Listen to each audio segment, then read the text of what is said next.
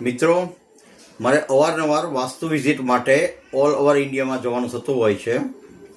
તો એક મારા કાકા પાછળ પડ્યા, દિલીપ જ્યારે તું બોમ્બે જાય ત્યારે મને સાથે લઈ જજે, બોમ્બે જાય તો સાથે લઈ જજે. તો એકવાર બરાબર મારે industrial vastu visit, home vastu visit એવું બધું હતું. 3-4 દિવસનો કાર્યક્રમ હતો. એટલે કાકા કે આ વખતે તમને ચોક્કસ જોડે લઈ જા. હવે અમે લોકો બોમ્બે ગયા તો મારી પાર્ટીએ સરસ મજાનો હોટલ તાજમાં અમને ઉતારો આપ્યો હતો. તો બરાબર હું ને કાકા ત્યાં રહેતા હતા. હવે અમારા સૌરાષ્ટ્રમાં એવી ટેવ કે બધા વહેલા ઉઠી જાય. તો કાકા 4 વાગે ઉઠી જાય. 4 વાગે ઉઠી અને દરવાજો ખોલીને ત્યાં બેસે.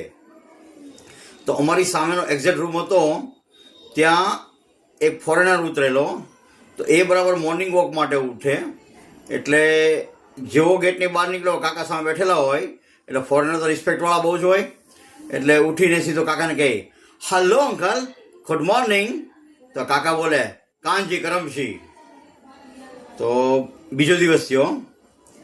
તો પેલા ઉઠે ફોરેનર ફરી, અને કાકા પણ ગોઠવાઈ ગયા હોય.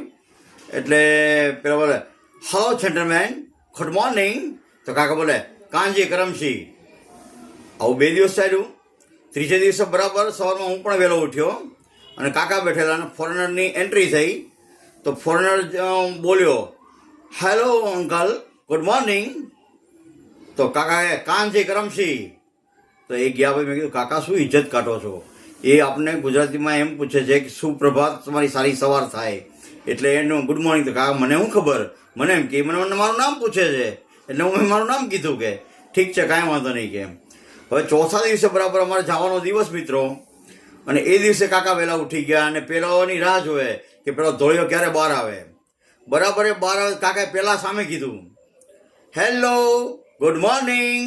તો પેલો ભૂરિયો કે ખાનસી ખરમસી. એટલે એને એમ થઈ ગયું કે અહીંયા ઇન્ડિયામાં ગુડ મોર્નિંગને કાંજી કરમસી કહેવાતું હશે.